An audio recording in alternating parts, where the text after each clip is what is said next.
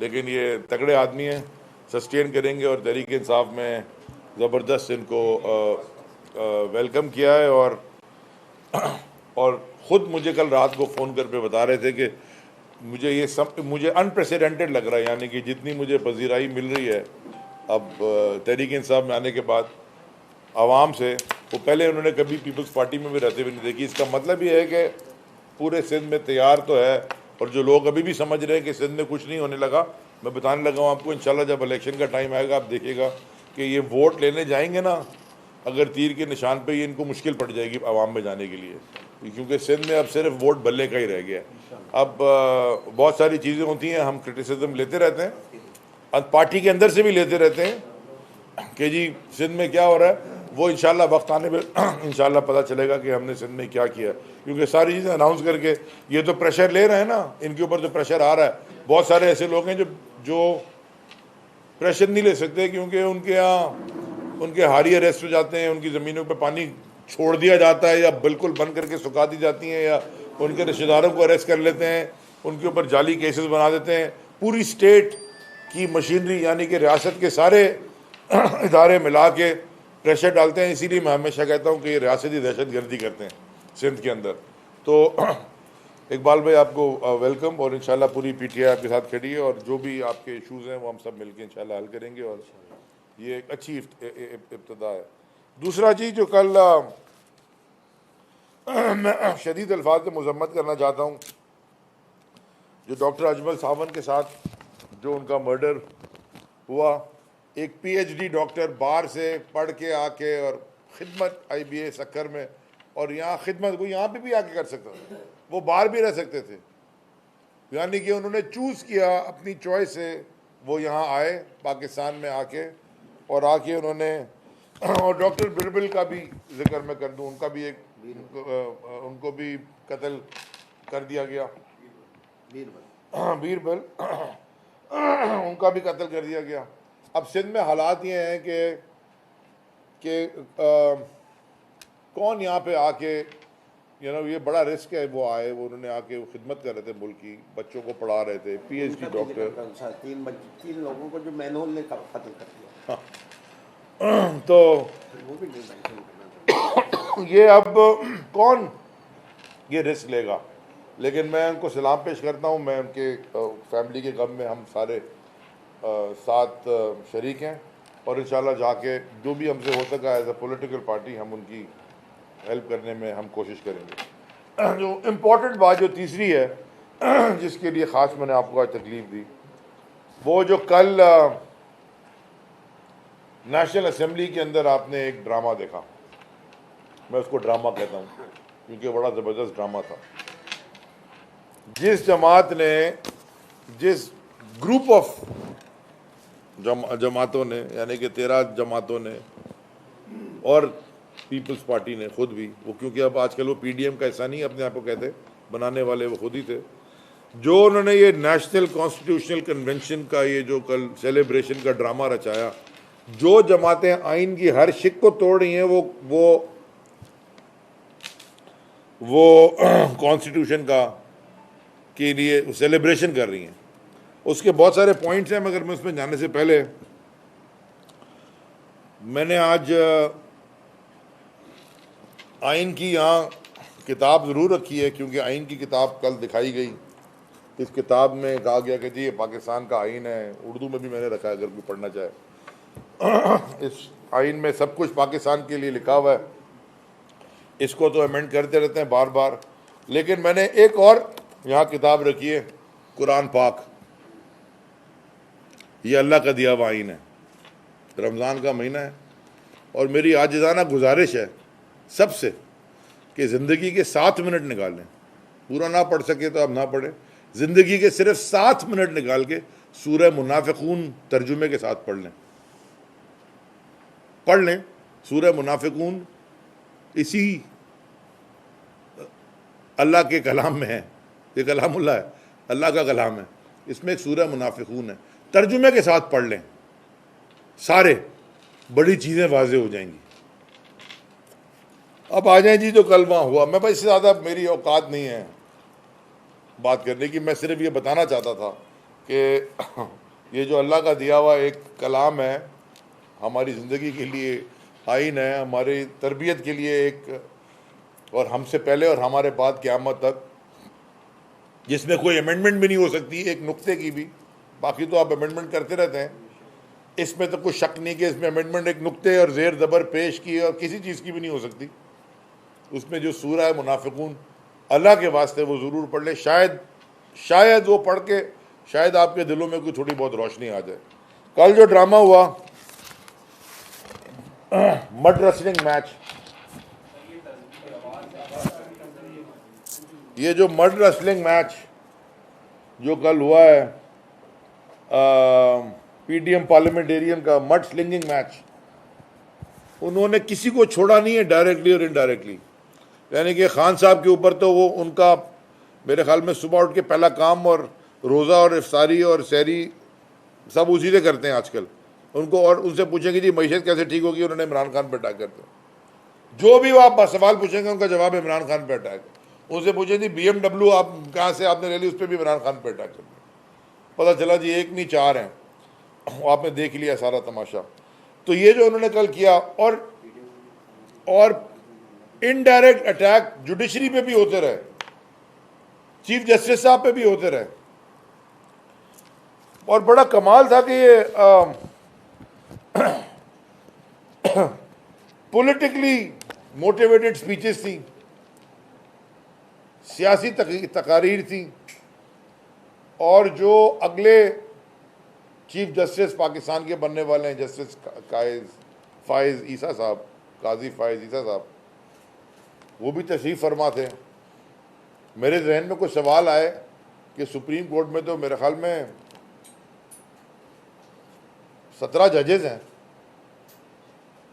सारों को दावत गई थी कि नहीं गई थी मुझे नहीं पता, और अगर सारों को दावत गई थी तो सारे आते, कम से कम 3 4 5 7 ही आ जाते। क्योंकि वो जो इमेज थी कि मेरे मुल्क का अगला chief justice honourable supreme court का, जिसकी हर फैसले को हम सर आंखों पे रखते हैं, जिस 3 बेंच ने वो कासिम सूरी का, जिस बेंच में जो वो 3 जजेस है जिसने कासिम सूरी की जजमेंट को 9 अप्रैल को उड़ाया था, जिससे हमारी हुकूमत गई, वही 3 जजेस थे अभी जिन्होंने ये फैसला दिया इलेक्शन का, वही हैं। हमने उस वक्त भी माना सर आंखों पे, हम आज भी मान रहे हैं, हमने कभी अटैक नहीं किया। तो हमारी तो पूरी जद्दोजहद ही खान साहब की तहरीक इंसाफ शुरू हुई, उन्होंने तो फाउंडिंग मेंबर बैठे फिरदौस शमीम नकवी साहब, मैं तो फिर भी 3-4 साल बाद आया था, लेकिन 23 साल से हमारी और 27 साल से इनकी जद्दोजहद ही रही है एक ही चीज़ पे, आइन की बालादस्ती, independence of judiciary, rule of law.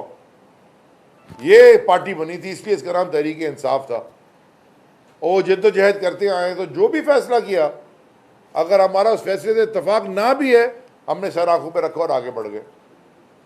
और ये कभी सुप्रीम कोर्ट पर अटैक करते हैं, कभी जजेस पे अटैक करते हैं, कभी उनको रिश्वत देते हैं, कभी इनको कहते हैं कि जी इसके ऊपर केस ऐसे करो, उसकी रिकॉर्डिंग रिलीज होती है, और कभी खुद ही फरमाते हैं, एक दफ़ा नहीं कई दफ़ा क्या, हमारे पास इनकी रिकॉर्डिंग्स हैं और वीडियोज़ हैं और ये इधर उधर हिलते कैसे हैं, और कोई कंटेम्प्ट नहीं होती। और अब एक मौसूफ तो खड़े होके एक प्रोग्राम में, यानी कि गैर पार्लिमानी तो कुछ और होता है, गलीज़ ज़बान इस्तेमाल कर रहे हैं, गाली तक दे दी उन्होंने चीफ जस्टिस ऑफ पाकिस्तान को। कोई कंटेम्प्ट, मैं देखना चाहता हूं कि इस मुल्क में सोशल मीडिया पे अगर आप कुछ लिख दें तो घर से रात को आपको एबडक्ट कर लिया जाता है, अगवा कर लिया जाता है, बगैर FIR के आपको 8-8 9-9 दिन रखा जाता है। अगर आप रिटायर्ड आर्मी चीफ को कुछ कह दें तो फिर भी आपके ऊपर शक पड़ जाता है। यहाँ सिटिंग चीफ जस्टिस को उन्होंने जो वो अल्फाज इस्तेमाल कर रहे हैं बंदयाल साहब के लिए, कोई एक्शन ही नहीं हो रहा। आप खुद मुझे समझाएं जरा कि छोटे छोटे बच्चों को उठा रहे हैं आप, 10-11 साल के तो उठाया आपने, ये 20, 25, 24, 27 साल के, सोशल मीडिया पे कुछ लिखने के लिए, वो सोशल मीडिया पे ट्वीट कर लिया जी, उठा के ले गए 8-9 दिन। और ये टीवी के ऊपर बैठ के कह रही है कि मेरे पास इनकी वीडियोज हैं। तुम्हारे वीडियो कैसे बनाई है? तुम कोई इंटेलिजेंस ऑफिसर हो और तुमने बनाई क्यों है? और तुम्हारे पास आई कहाँ से है? और तुम कहना क्या चाहती हो वीडियोस के साथ? कोई सवाल जवाब नहीं है, झूठ पे झूठ टीवी पे बोला जा रहा है, कोई सवाल जवाब नहीं है। ये माइंड बॉगलिंग है। उसके बाद कायजीज़ा साहब ने कॉन्स्टिट्यूशन की किताब भी दिखाई और उन्होंने एक बात और की कि जी मुझे पता नहीं था, और मुझे तो आपने एक दावत दी थी सेरेमनी के लिए पार्लियामेंट में, और आपने वो तकरीरें भी कर दी, सियासी तकरीरें, जिससे शायद मैं एग्री करूं या ना करूं। देखें, बड़ी आजिज़ाना मेरी आपसे दरख्वास्त है कि पाकिस्तान के अगले चीफ जस्टिस की जो तस्वीर आई टीवी के ऊपर, जो इमेजेस आई, जिनके राइट और लेफ़्ट पे वो लोग बैठे थे जो पाकिस्तान की सियासत में, मुझे ये कहने दें, पाकिस्तान की सियासत का सबसे बड़ा कैंसर है आसिफ जरदारी। जिस तरह उसने इस मुल्क को लूटा है, जिस तरह उस मुल्क को आज लूट रहा है, जिस तरह खून चूस रहा है, जिस तरह इस मुल्क के पूरे फैब्रिक को तबाह कर रहा है वो, और उसके साथ शहबाज शरीफ ये बैठे हुए और अगला चीफ जस्टिस बीच में बैठा हुआ, ये कोई इमेज अच्छी नहीं थी। और मुझे समझ में ये भी नहीं आई कि आप अगर तकरीरें हो रही थी तो मैं समझता था शायद कि आप उठते और आप कहते कि जी मैं इसके लिए नहीं आया था, अगर आप चले जाते आपकी इज़्ज़त ही बढ़, आपकी इज़्ज़त में 2 तिगनी 100 इजाफा होता। लेकिन आपके ऊपर क्वेश्चन मार्क्स आ गए, और ये पाकिस्तान के लिए एज ए नेशन मैं बात कर रहा हूँ, मैं कोई, मेरे ख्याल में अच्छी नहीं है, कोई अच्छी बात नहीं है कि हमारे इदारों के ऊपर अवाम इस तरह की उंगलियाँ उठाए, क्वेश्चन करे। लेकिन इदारों को के सरबराहान को भी चाहिए, सारे इदारों के सरबराहान को, कि फिर वो इस तरह के इक़दाम लें कि कौम की पज़ीराई उनको मिले, यहाँ ना कि हर आदमी चलता फिरता उनके ऊपर उंगली उठाना शुरू कर दे। अब देखें जी, ये अच्छा बाय द वे, एक सुप्रीम कोर्ट की वेबसाइट पे अगर आप चले जाएं ना, तो एक बड़ा पूरा कोड ऑफ कंडक्ट भी इसमें लिखा हुआ है जजेस का, आप डाउनलोड करके पढ़ सकते हैं। मैं लंबा चौड़ा है, मैंने इसलिए प्रिंट आउट नहीं किया, लेकिन आप डाउनलोड करके बड़े आराम से पढ़ लेते हैं। जो इस पीटीएम ने लेजिस्लेशन की है पार्लियामेंट में अभी तक, उसमें पाकिस्तान के लिए रजिस्ट्रेशन तो की कोई नहीं है। जो भी बिल पास कर रहे हैं उसमें होलिस्टिक तो कोई बात की नहीं है पाकिस्तान के लिए। जो भी ये काम कर रहे हैं वो अपने इंडिविजुअल ज़ात के लिए, अपने आप को अपने करप्शन केसेस बताने के लिए नैब बदल दिया, लॉ बदल दिया। अब जो कल ईसीपी से लेटर लिखवा दिया है कि जी ईसीपी डिसाइड करेगी इलेक्शन डेट कब होगी। फिर और जो जुडिशरी के ऊपर बिल पास कर दिया, जब इफ्तिखार चौधरी साहब आधा दर्जन सुओ मोटो रोज़ के ले रहे थे तो उस वक्त आपको इतराज़ नहीं था। बंदियाल साहब ने तो मेरे ख्याल में 2-3 लिए हैं, उसमें 2-3 के ऊपर ही आपने वो भी आप बिल पास कराने चले गए। तो ये सारी जो चीज़ें आप कर रहे हैं वो सिर्फ अपनी मफाद के लिए कर रहे हैं, कोई इसमें कौम के लिए कोई क्रेडिबिलिटी लेजिस्लेशन के अंदर, कोई ट्रांसपेरेंसी के कौम का फ़ायदा हो अभी तक नज़र नहीं आई। अच्छा, मैं ये भी बताना चाहता हूँ आपको कि ये जो उन्होंने कल भेजा है बिल, फाइनेंस मिनिस्ट्री फाइनेंस ने जो इलेक्शन के लिए, ये भी गैर आईनी है, ये भी इलीगल काम है। इस पे भी आइन बड़ा क्लियर है इलेक्शन के उसके ऊपर। ये तो सीधा सीधा एक सप्लीमेंट्री ग्रांट होती है, और हम भी 3.5 साल वजीर रहे हैं। एक ईसीसी में समरी आती है, सप्लीमेंट्री ग्रांट अप्रूव होती है और ख़त्म, वो प्रॉब्लम ही नहीं है। ये ड्रामा नचा रहे हैं जी, उधर से उधर भेज रहे हैं बिल, उधर से उधर भेज रहे हैं। आपको नज़र आ रहा है इलेक्शन से भाग रहे हैं, और क्यों भाग रहे हैं ये भी आपको पता है। जब से ये रिजीम चेंज हुई है, एक क्राइसिस के बाद दूसरा क्राइसिस आता गया पाकिस्तान में। मईशत का हाल आपको पता है। एक ऐलान में आपको और आज कर दूं कि अफ्रीका के 2 ममालिक, मैं अभी आपको नाम भी बताता हूं, मैंने तो लिखे थे, 2 ममालिक अफ्रीका के, बुरुंडी, सीशेल्स और ये सोए तोमे, सब ने IMF के एग्रीमेंट, इन मुल्कों के नाम भी शायद पाकिस्तानी ने नहीं सुने होंगे, उन सब के IMF एग्रीमेंट कल साइन हो गए स्टाफ लेवल। और ये जो आसीन चढ़ा के आए थे डॉलर के साथ कि मैं ये कर दूंगा, मैं वो कर दूंगा, अब वो अमेरिका ही नहीं जा रहे, फारिग हो गए। और आखिरी जो मैं बात आपसे करना चाहता हूँ, बड़ी इंपॉर्टेंट है, ये जो उन्होंने सेम डे इलेक्शन की डिमांड रखी है जी, सेम डे इलेक्शन। तो फिर एक काम करें, Sindh assembly, national assembly, Balochistan assembly आप तीनों डिसॉल्व करें ना, डिसॉल्व करें, क्योंकि 16 तारीख से आगे तो इलेक्शन जा नहीं सकता किसी भी तरीके से। ये आप सारी डिसॉल्व कर दें, ये आप में हिम्मत नहीं है करने की। भाई आप सेम डे इलेक्शन जाते हैं ना, नेशनल असेंबली बलूचिस्तान और सिंध डिसॉल्व करें, बात करते हैं सेम डे इलेक्शन की, वो आप करेंगे नहीं। 16 तारीख का इलेक्शन पंजाब के PK में, आप खैबर पख्तूनख्वा में, उससे आप डर रहे हैं, कराना नहीं चाहते क्योंकि आपको शिकस्त दीवार पे लिखी हुई नजर आ रही है। तो ये बेवकूफ़ बनाना, आप ये इस तरह की बातें ना करें। और जी जजेस के भी आपने वो कहानी डाली हुई है कि जी full bench full bench full bench. भाई साहब, ये आप जो आपका सिस्टम ऑफ पॉलिटिक्स है ना, वेस्टमिनिस्टर फॉर्म ऑफ डेमोक्रेसी, जो कि कनाडा में, इंग्लैंड में, हिंदुस्तान में और पाकिस्तान में, ये जो वेस्टमिनिस्टर फॉर्म ऑफ डेमोक्रेसी है, इसमें मेरा नहीं ख्याल कि पूरी UK की या कनाडा की तारीख में कभी फुल बेंच बना है। अगर आपको ये वाला चाहिए कि हर चीज़ में आप फुल बेंच 17 जजेस का बनाएं, फिर आप अमेरिकन सिस्टम में चले जाएं, फिर आप प्रेसिडेंशियल फॉर्म लाएं और 9 जजेस होते हैं सुप्रीम कोर्ट के अमेरिका में, और वो हर केस में 9 के 9 बैठते हैं और उनकी रिटायरमेंट की एज भी नहीं होती।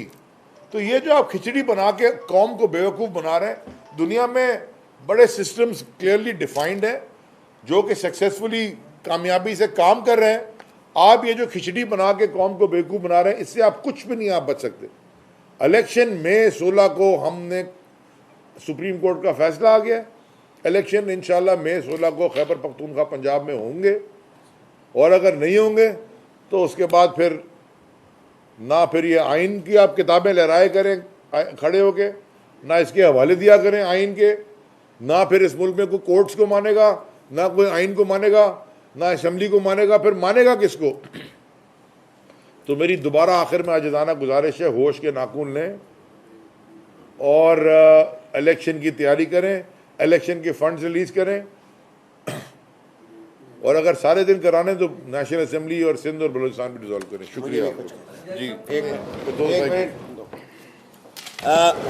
आज की एक और ख़बर भी थी कि मरियम नवाज और नवाज शरीफ उम्रा करने जा रहे हैं और सऊदी हुकूमत के मेहमान हैं।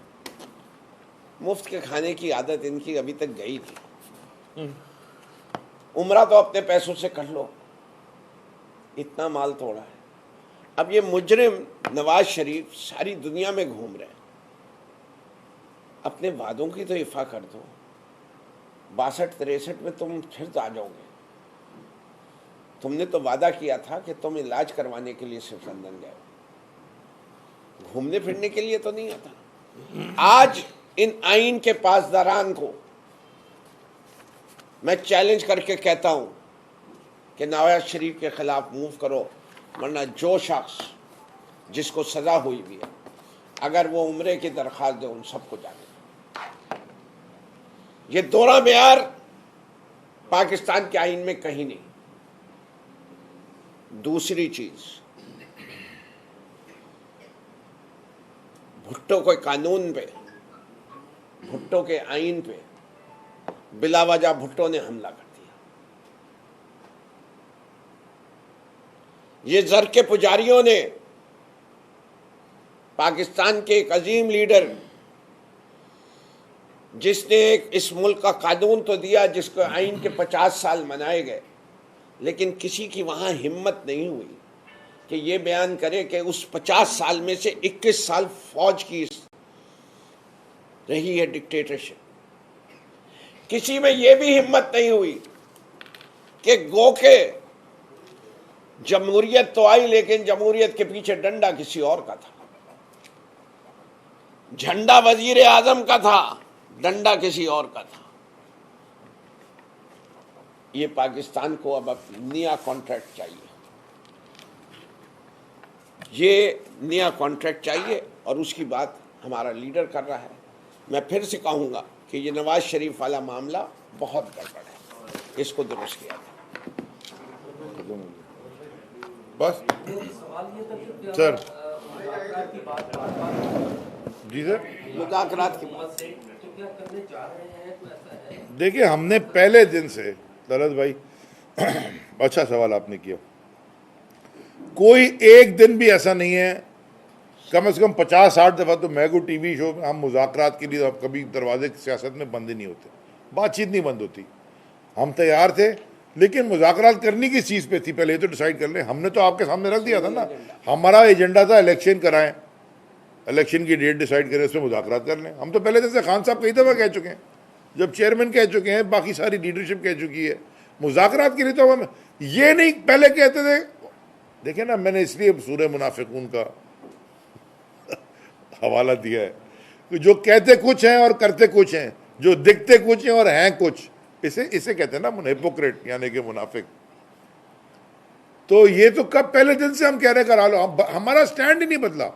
हमने अगर नेशनल असेंबली की सीटों से इस्तीफा दिया, इलेक्शन के लिए दिया, वरना हम आज भी बैठे होते।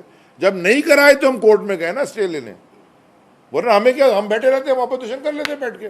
हमने कहा मानते ही नहीं, हम इस्तीफा दे रहे हैं, इलेक्शन कराओ। और दुनिया में ये होता है, ये कॉमन प्रैक्टिस है कि अगर रिजीम चेंज होता है वोट ऑफ कॉन्फिडेंस के थ्रू, तो जो नई हुकूमत आती है वो फ्रेश मैंडेट लेने अवाम के पास जाती है। उन्होंने आपको पटक दिया ना, आइए चले फ्रेश मैंडेट लें दोबारा। वो क्योंकि इनका वही फर्क था, यानी कि एम ही फर्क था, इसलिए उन्होंने वो काम नहीं किया। अच्छा, मुलाकात से याद आया कि आपने रहमान साहब भी यहाँ ऐसे आपके साथ मुलाकात करके गए। जी जी, तो अब वो मेयर के उम्मीदवार हैं, वो हर सूरत मेयर बनना चाहते हैं, आप क्या किस तरफ जाएंगे, कोई फैसला किया नहीं? देखिए, अभी इलेक्शन होने थे ना, मैंने पहले भी आपसे अर्ज किया था कि अभी ये 11 सीटों का फिर डिले हो गया कल। अब 18 तारीख से फिर उन्होंने आगे कर दिया, मई में ले गए इलेक्शन को। हाँ, 7 मई को ले गए। पहले इलेक्शन होने दें, उसके बाद जो सारे केसेस हमारे और उनके जो ट्राइब्यूनल्स में गए हैं, बहुत सारे हमारे पास तो बहुत सारे फॉर्म 11 हैं जिसपे हम जीते हुए हैं, वो सारे आगे पीछे एक दफ़ा सेटल हो जाए। हमारा पहले से स्टैंड ये था, हम पीपल्स पार्टी का मेयर कराची में नहीं बनने देंगे। उसके बाद देखिए जब केसेस सेटल में फिर आप ये बोल रहे हैं कि कल गुज़िश्ता रोज़ कौमी असम्बली में जस्टिस साहब की आमद में मोतरज़ नजर आ रहे हैं आप, लेकिन बहुत सारी तस्वीर जस्टिस साकिब निसार की आपकी पीटीआई के लोगों के साथ भी बहुत सारी वायरल हो रही हैं। तो कुर्बतें तो हमेशा से रही हैं, ये क्या कहेंगे? देखिए तस्वीर, इसी में शामिल कर दें। आपने सेमिनार में शरीक हुआ है, तमाम जजेस को उन्होंने स्पीकर ने खातिर लिखा था, तो मुझे नहीं पता, बाहर के सारे आ सकते हैं, तो बाहर के सेमिनार मैंने मुझे तो मुझे इल्म इसलिए मैंने सवाल सवाल रखा था कि जनाब आपने सबको दावत दी थी, तो अगर सब नहीं आ रहे थे तो फिर आप अकेले आए, मतलब ये ठीक नहीं जाता ना, इमेज ठीक नहीं जाता। वैसे ही सवालिया निशान। दूसरा जो आपने मोहन ने सवाल पूछा कि साकिब निसार क्या, अगर बार का फंक्शन है या किसी की शादी में दावत है, वो एक अलग चीज़ है। और अगर आप वहाँ आ जाएं, देखें ना, आप किसी फंक्शन में बैठे हों और कोई तकरीर कर रहा हो सियासी और आप बैठे हों, अच्छा चले मैं आपको और तरीके से रख देता हूँ। आपने मुझे चीफ गेस्ट बुलाया या गेस्ट ऑफ ऑनर बुलाया, और इनको भी बुलाया, इनको भी बुलाया, 4, 5, 6 लोगों को और बुलाया गेस्ट ऑफ ऑनर, और दूसरी जमात के लोग। तो क्या ये मैं खड़ा होकर माइक पकड़ के, पीपल्स पार्टी वाला भी अगर कोई बैठा है, मैं खड़ा होकर अगर तकरीर कर दूं, और फंक्शन है किसी और सब्जेक्ट पे, एजुकेशन इन पाकिस्तान पे चलें, एक सेमिनार है, जुडिशरी पे सेमिनार है, मैं खड़ा होकर जरदारी की बुराइयां शुरू कर दूं, सामने वाला बैठा रहेगा उधर? या कोई इमरान खान की बुराइयां शुरू कर दे माइक पकड़ के, दूसरा मैं बैठे रहूंगा? मैं उठ के चला जाऊंगा, बोलूंगा जी इसलिए मैं इधर नहीं आया था। तो मैं तो ये बात आपसे कर रहा हूं, वो तो चीफ जस्टिस की कल पटक से उड़ा रहे थे बैठ के वहां पे असेंबली के अंदर। अभी तो आप चीफ जस्टिस, असेंबली हॉल था भाई, वो शादी हॉल नहीं था। अच्छा इसमें एक सवाल ये है कि साकिब निसार साहब की आपने बात की, तो क्या बतौर चीफ जस्टिस वो कभी डैम बनाते थे, कभी वो आबादी कम करने के सेमिनार करते थे जिसमें खान साहब भी खिताब करते थे, तो क्या एक चीफ जस्टिस का काम ये रह गया है कि वो मुल्क में डैम बनाए, आबादी कम करे, आबादी ज़्यादा करे, क्लाइमेट चेंज पे बात करे, या वो अपने अदलिया के अंदर इंसाफ के मामला दुरुस्त करे? मेरे ख्याल में बिल्कुल आपकी बात ठीक है कि ये स्ट्रिक्टली होना चाहिए जो आइन में लिखा हुआ है। और देखें, जब दुनिया भर में ये बड़ी सैक्रिफाइस होती है जज बनना, इसलिए कि आप सोशली कट ऑफ हो जाते हैं। दुनिया भर में आप सोशली कट ऑफ हो जाते हैं जब आप जज बनते हैं, क्योंकि आप इन्फ्लुएंस नहीं हो सकते चीज़ों से, सिर्फ आप शायद टीवी देख के अपना, लेकिन असल में तो फैसला करना होता है जो आइन की किताब होती है। हर मुल्क का एक आइन है, उसकी किताब से आपने फैसला करना होता है। आप जब एक दफ़ा जज बन जाएं, आप मेरे करीबी जानने वाले जज रहे हैं, उनकी पूरी टेन्योर में मैंने कभी कोशिश ही नहीं की उनसे मिलने की। वो जज है यार, ये है कि खुद भी तो कोई चीज़ आदमी सोचता है। रिटायर हो गए, उसके बाद बैठ के आप गपशप कर ले, बहुत करीबी जानने वाले। तो वो ये एक सैक्रिफाइस होती है ना। आप जब आप कोई पोजीशन लेते हैं, देखें आप बड़े सक्सेसफुल लॉयर होते हैं, पैदा तो नहीं होते ना कि आप यहाँ से निकले SM लॉ कॉलेज से जज बन गए। आपने लॉ प्रैक्टिस करी, आपकी लॉ प्रैक्टिस सक्सेसफुल हुई, आपके पार्टनर्स भी होंगे, आपने केसेस भी लिए होंगे, उसके बाद आप जज बन गए। तो जब आपसे जज की होती है, एक फैसला करते हैं आप अपनी ज़िंदगी का, जब आपको ऑफर होती है जजशिप, कि ये 7 जो चीज़ें फिर ये मैं साइड में रख के फिर इधर जा रहा हूँ करने के लिए। तो जब आपने फैसला किया तो फिर ये सैक्रिफाइस करनी पड़ती है। अली ज़ेरी साहब, आपने अली ज़ेरी साहब सवाल था, मैं भी वही सवाल करना चाह रहा था। मतलब हमारी सियासत में ये बात बड़ी अजीब है कि जो हम कर रहे हैं वो सही है, जो दूसरा कर रहा है वो गलत है। साकिब निसार बतौर चीफ जस्टिस अगर सेमिनार्स में बैठता है PTI के साथ, इमरान खान के साथ, तो दुरुस्त था, और जस्टिस फायज की साथ कौमी असेंबली के पार्लियामेंट में जाकर खिताब करता है तो वो गलत था। तो साकिब निसार किससे सही था फिर? मैंने तो आपसे कह दिया अभी कि अगर